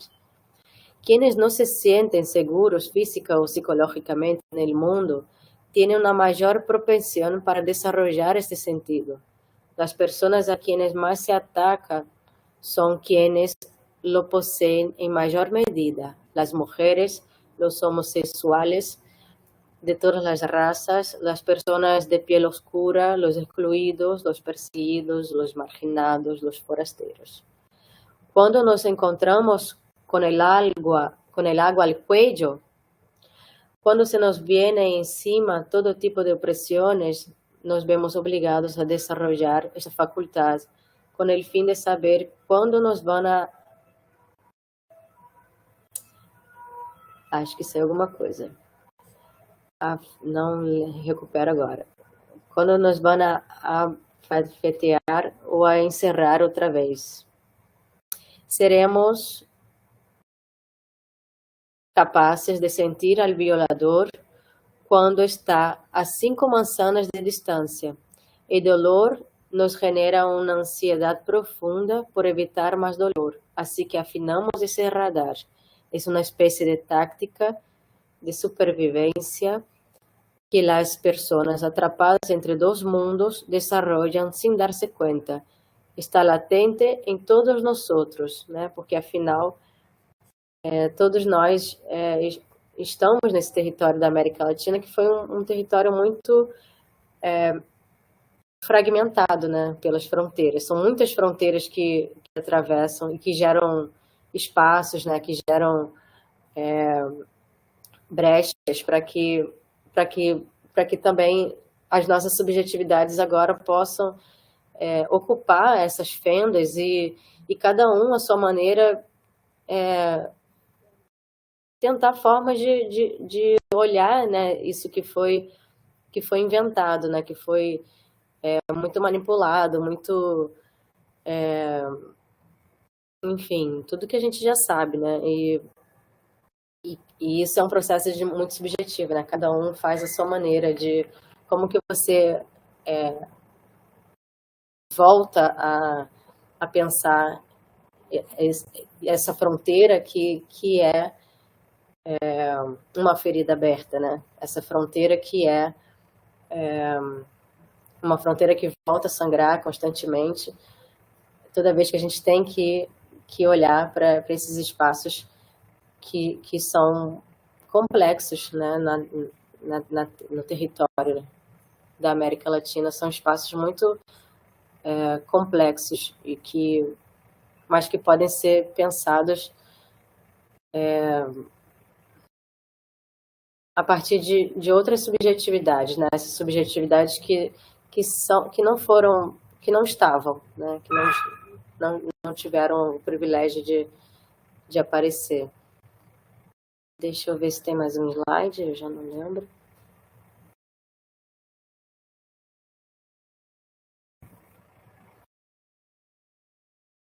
Essas foram as minhas referências. Essa revistinha aqui da Pernambuco, que tem um artigo da professora Adri, lá da UFRJ, muito legal, está o artigo. O livro da Eloisa Borque de Holanda, com quem eu tenho muito apreço, tenho para estudar essa personagem, né, que agora vai tomar posse, né, na Academia Brasileira de Letras. Eu acho que eu vou precisar de um pós-doutorado, porque é uma dimensão assim, absurda de coisas, né, para a gente assimilar. E essa tradução da Tatiana Nascimento, A Vulpa é uma Ferida Aberta, e outros ensaios. Eu tentei me ater, porque realmente assim, é um mar infinito de glória. Muito obrigada. Obrigada, professora Laís. Obrigada, professora Mari, professora Camila, professor Felipe. É um misto, né, de temas que se conectam, partindo do meu lugar de uma pesquisadora, uma mulher preta. Eu faço as minhas leituras em relação a fronteiras, em relação a ser humano ou não humano, que a professora Camila trouxe, em relação à metrocanidade, que o professor Felipe Fanuel trouxe, o que a professora Mari também nos trouxe sobre decolonial, o que é colonial, decolonial. E, assim, eu questiono muito isso, né? Essa quando Lélia traz, né, o objeto, como eu até trouxe ontem, né, agora o objeto vai falar, né, nós estarmos sempre nesse lugar de objeto de estudo e a gente quer mudar essa posição. E como eu trago um questionamento para a mesa, né, como nossos estudos eles podem dialogar com a luta, né, do feminismo negro, né, e das mulheres intelectuais latino-americanas. Eu estou aguardando aqui algumas perguntas. Até o momento eu não vi uma pergunta, eu vou colocar até aqui no chat. Tem uma pergunta aqui de Cláudio para a professora Camila, e eu tenho alguns comentários, e a gente pode juntar talvez as perguntas, se você tem, Vânia. Vamos esperar se o público tem mais perguntas. Sim. E aí juntamos as perguntas e aí eles podem responder cada um. A gente junta uma rodada de perguntas e depois os palestrantes respondem. O que vocês acham dessa dinâmica? Então, posso começar lendo a pergunta do Cláudio, e aí, enquanto isso, o público pode colocar também aqui no bate-papo outras perguntas. Também pode ver aqui, Gabi, se tem perguntas no YouTube. Aqui, Cláudio fala: professora Camila, por favor, a senhora poderia falar um pouco sobre a diferença entre gênero e estereótipos de gênero como categorias de análise? Essa é a pergunta do Cláudio. Gabi, tem perguntas lá no YouTube?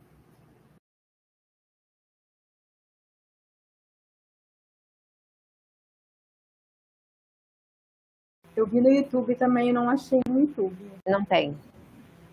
Ok.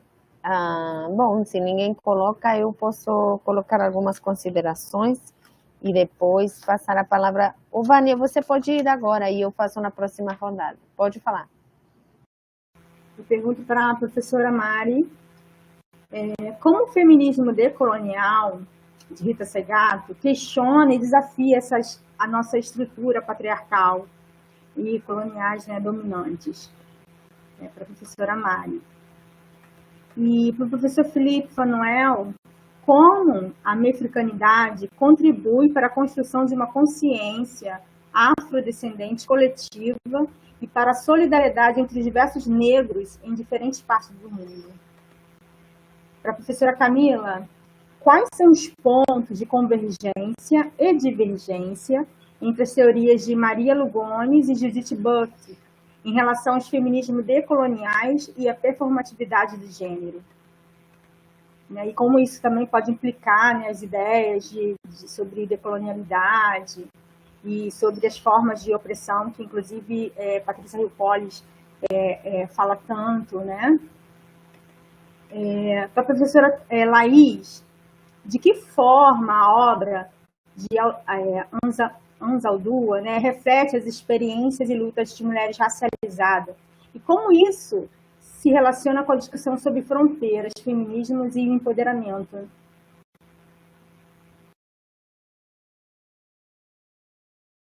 Ótimo, então eu faço as minhas e aí eles respondem tudo junto.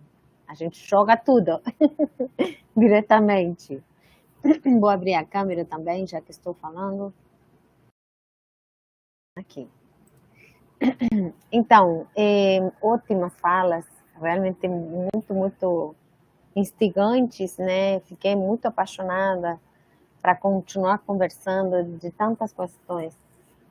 Com Mari, que eu sou muito admiradora, né? Penso, tem uma pergunta aqui, vou ler. Para Felipe, assim como você falou que a Lélia foi precursora da seccionalidade, imagino que seja da interseccionalidade, seria interessante também pensar que a Lélia e seu pensamento dialogava de forma muito contemporânea com o feminismo dos Estados Unidos. Max colocou essa pergunta. Eu queria alguns comentários com respeito à fala da professora Mari. Tem tantas questões interessantes pensando nesse lugar da universidade, né, da transformação do conhecimento, que Rita Segato coloca tão bem. Eu queria consultar com você, né, como você, na sua trajetória, né, tem visto essa transformação, né, que nessas últimas décadas, na UERJ a gente vê isso muito, a mudança da população universitária, né, e a mudança, a transformação dos objetos de pesquisa junto dessa população universitária. Eu, na minha pesquisa, também encontrei sobre Carolina, eu encontrei justamente uma explosão de postagens nas plataformas digitais sobre Carolina, justamente quando ela foi nomeada, né, doutora honoris causa da UFRJ. E me interessava muito ver como esse novo público universitário conecta de um modo muito menos estereotipado, muito menos preconceituoso, o digital com o conhecimento acadêmico, por exemplo. Então, queria assim saber se você tem observado como objeto do conhecimento, porque não me parece que seja. Eu me criei na Universidade de Buenos Aires, em que era muito politizada a universidade, né? Mas muito politizada em um sentido, talvez, que não sei se é o mesmo tipo de política universitária que eu vivi com essa transformação que está havendo agora. Era uma política muito mais parecida com a política dos partidos.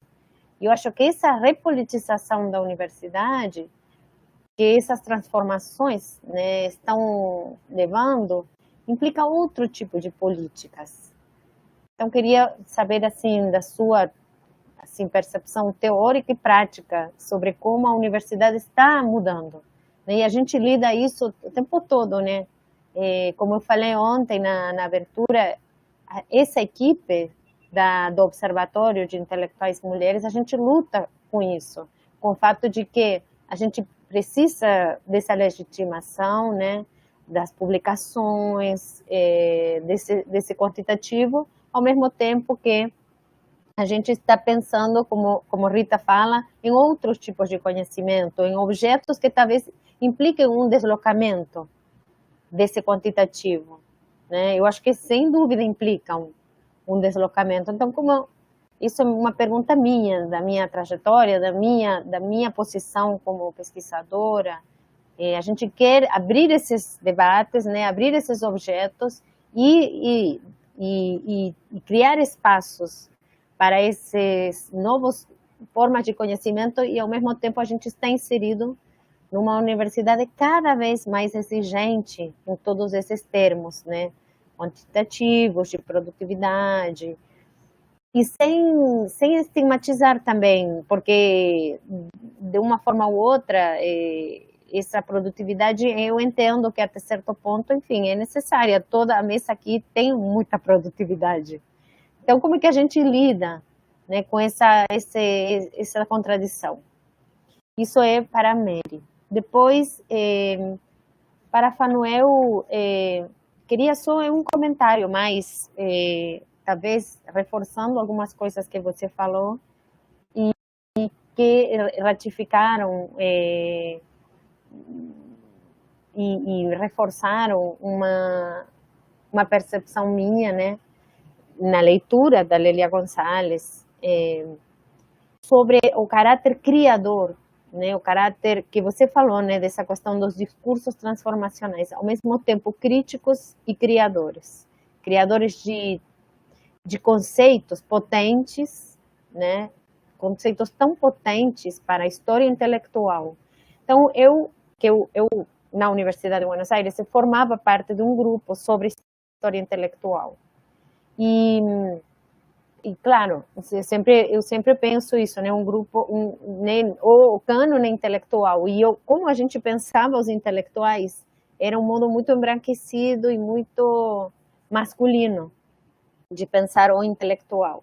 Então, o fato de a gente começar a ler Lélia e outras intelectuais que a gente está tentando, né, fazer, por exemplo, nessa jornada, dessa forma, não da mesma forma, obviamente, né, mas não somente como posso explicar, assim, não somente por alguns nichos, ou não somente em relação com alguns temas, mas como abrangente, como uma intelectual que tem que ser lida e relida por todos os públicos. E o que fiquei tão fascinada pela tua leitura, Felipe, era, assim como a gente está acostumada com um cânone embranquecido, né, e ocidentalizado, o caráter criador da teoria da Lélia é exatamente fazer o contrário, fazer de um continente embranquecido, um continente africanizado, em que também os brancos possam ver como referentes intelectuais negras e teorias negras, e também conceitos negros, que isso possa também acolher os públicos brancos, em lugar de os referentes brancos europeus ser referentes de todos, né, e que então as pessoas negras, indígenas, tenham que sempre ficar né, se referenciando nessas figuras, e citar Foucault, e citar, né, todos os autores que a gente está acostumado a citar, não que o Foucault não seja interessante, né, mas então que seja o contrário, e que todos então tenham que começar a citar esses referentes negros e utilizar esses conceitos como referentes nas suas teorias. Então, essa virada é a que me parece tão interessante, pelo menos para mim, como pessoa branca, leitora dessas intelectuais, né? Porque me parece que é esse o movimento de entender que ela deve ser referente e deve ser lida por um corpo de pesquisa tão amplo, né, tão amplo, que possa explicar uma inúmera quantidade. Eu tenho fé absoluta e acredito muito nisso, né, que me aconteceu, né, durante minha pesquisa de pessoas que falam, mas por que continuar falando dela, de determinadas intelectuais? E quando com os homens isso nunca é colocado, porque parece que é infinito o que pode ser falado, como uma espécie de instauradores de discursividade, como ninguém se perguntar por que a gente vai continuar falando do Marx ou do Freud, ou do Foucault. E, no entanto, com elas essa pergunta aparece, né, como se fosse esgotável. E eu acho que não, que o que a gente tem que trazer é que não, que elas são capazes de ser forças explicativas, e ser vocabulários que continuem falando dessas transformações sociais que a gente está vivendo agora.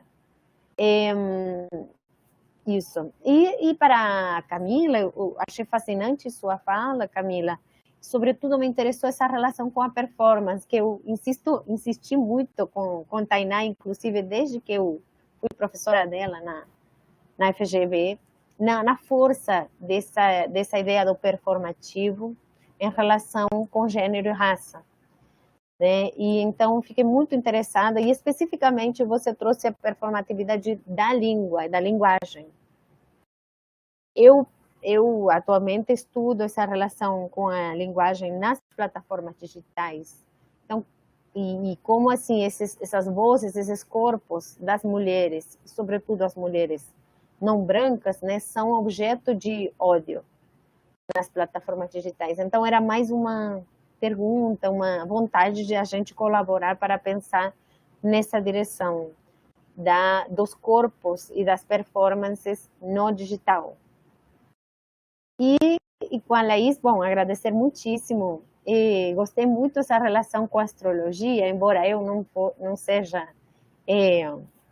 eu abandonei, eu tenho que admitir que abandonei a astrologia na minha vida, mas eu gostei muito porque tem um livro para crianças da Glória Anzaldúa que eu analisei num trabalho no qual são duas meninas, né?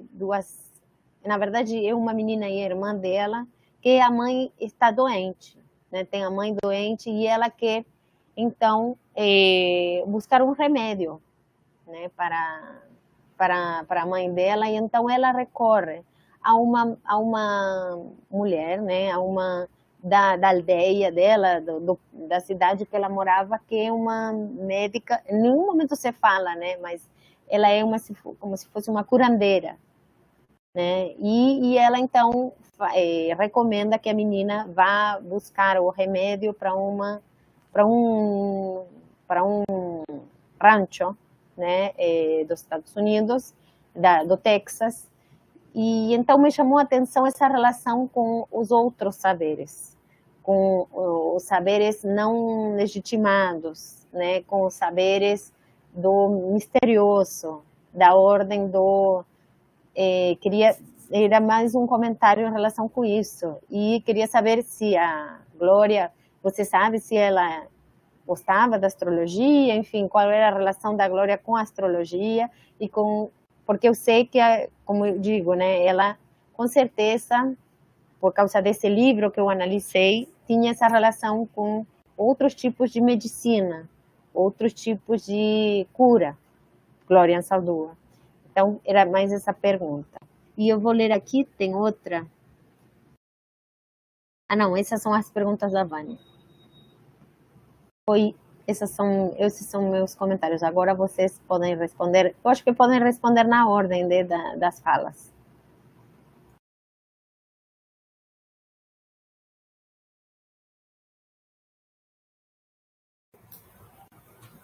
As perguntas foram... Antes eu gostaria de dizer que eu estou fascinada com as três, tanto a do Felipe, como a da Camila e a da Laís. E concordo com a Camila de que nós não podemos ficar, se a gente quer mudar as coisas, a gente não pode ficar em eventos como eventos, uma vez e tchau. Tem que fazer redes, tem que trocar, tem que se encontrar mais, porque senão não muda nada. Então, aí, uma primeira jornada que foi muito bonita, tanto a de ontem como a de hoje, e a gente, tchau. Eu creio que é criando uma comunidade, é através das redes. E aí eu respondo a Vânia, mais do que o feminismo negro contribuir para o feminismo decolonial, que, aliás, são vários feminismos decoloniais, como vão várias perspectivas de feminismo negro. Por exemplo, a Angela Davis não concorda com a questão dos cancelamentos. Ela não concorda com a Angela Davis, não é o azar que ela veio do Partido Comunista, ela saiu, e depois das Panteras Negras, a Angela Davis tem uma formação socialista muito profunda, o que não é comum em várias autoras que eu respeito, mas autoras negras brasileiras. E a classe inclusive a própria crítica que se faz a Christlow, tem autoras francesas que faz, é que a classe, no final, fica, de alguma forma, não tem essa interação, ela é a interseção de uma maneira funcional. A interseção funcional é